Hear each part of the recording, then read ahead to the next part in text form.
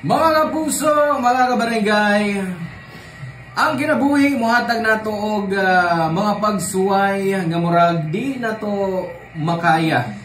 Pero atong hinumduman mga kapuso nga ang kaning maong mga problema, mao na mga pagsuway dili na sila maoy rason nganong mahimo tang down.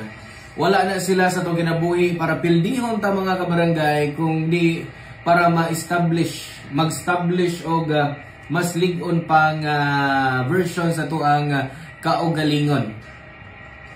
Ang damgo mga kapuso, bisag unsa kakapoy, no?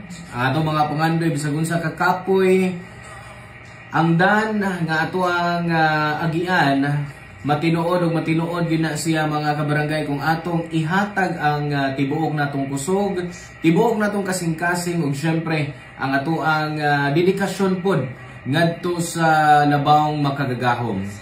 Hinumduman lang nato mga kapuso nga di ang kadaghan sa kwarta o kasidungog ang makapadaog nato, kundi ang ato ang kaisog nga mutindog sa kinabuhi o ang ato ang gugma nga way kahumanan ngadto sa mga tawo nga nahimong parte sa ato ang kadaugan.